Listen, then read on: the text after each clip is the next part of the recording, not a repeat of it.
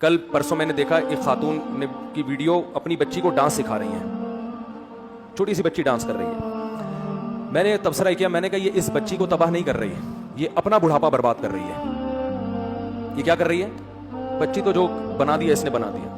ماں باپ سکھا رہے ہیں، گانے سکھا رہے ہیں، ڈانس سکھا رہے ہیں. میں نے کہا یہ خاتون اپنا بڑھاپا کیا، یہ اپنی جوانی بھی برباد کر رہی ہے. کل یہ بچی بڑی ہو کر اپنی ماں کی آنکھوں میں آنکھیں ڈال کے بات نہ کرے تو آپ میرا نام بدل دینا، کیونکہ جب اس کو ڈانس سکھا دیا اس کا مطلب اس میں حیا آپ نے، شرم آپ نے ختم کر دی. شرم ایسی چیز ہے جو آپ کو ماں باپ کے سامنے بولنے نہیں دیتی.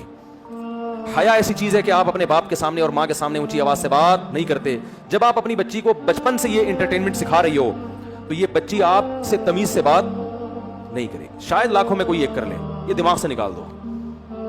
یہ گلے میں پرس لٹکائے گی، امی کو ٹاٹا کرتی ہوئی چلی جائے گی، امی میں جا رہی ہوں. بندہ آیا ہوا ہے بائک لے کے، کافی دیر سے کھڑا ہوا ہے. قائد اعظم کے مزار پہ میں نے اسے ٹائم دیا تھا، یہ ہوگا، یہ تو ہوگا، یا آپ اس کو ہلکا نہ سمجھیں. وہ کہے گی امی میں نے قائد اعظم کے مزار پہ ٹائم دیا ہوا تھا، وہ گھنٹے سے بیٹھا ہوا ہے، اس نے بندہ بھجوا دیا ہے، بلکہ خود چل کے آ گیا ہے. بلکہ یہ بھی بڑی بات ہے، امی بیٹھے کھلوائیں، بندے کو بٹھائیں اندر. کیونکہ جو شوبز کی دنیا ہے سب برے نہیں ہوتے، لیکن ماحول اسی طرف جا رہا ہے.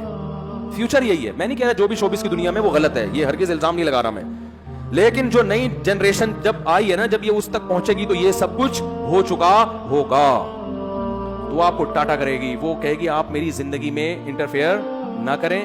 تو ماؤں کو خدا کی قسم چیختے ہوئے دیکھا ہے میں نے، سر دیواروں سے مارتے ہوئے اپنی زندگی میں دیکھا ہے ہم نے کہ کیا ہو رہا ہے.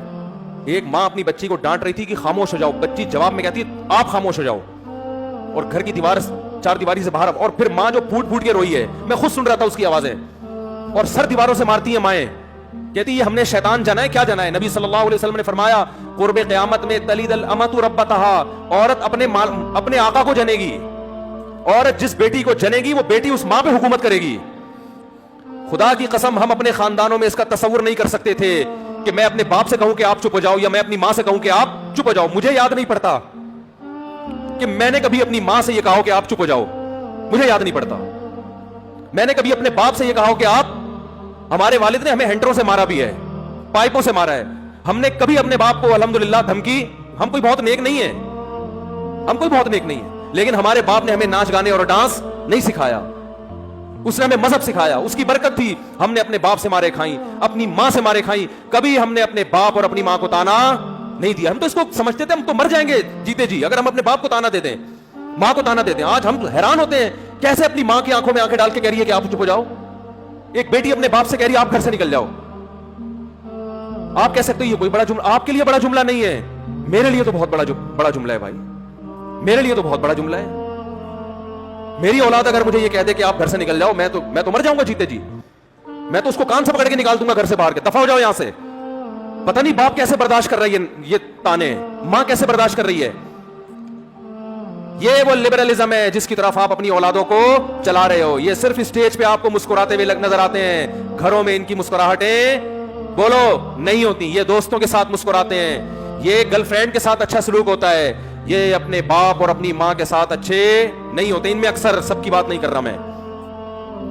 تو آپ اپنی بچی کو ڈانس سکھاؤ، لیکن کل پھر یہ توقع نہ رکھنا کہ یہ آپ سے تمیز سے بات کرے گی، اور یہ آپ کے اس احسان کا بدلہ بھی نہیں مانے گی جس کو آپ احسان سمجھ رہے ہو. اللہ سے دعا ہے کہ ان بھنگنوں اور چمار عورتوں سے اللہ ہمیں نجات دے، اور ہمیں اس بھنگی پن سے بچنے کی اللہ توفیق عطا فرمائے. وما علینا الا البلاغ.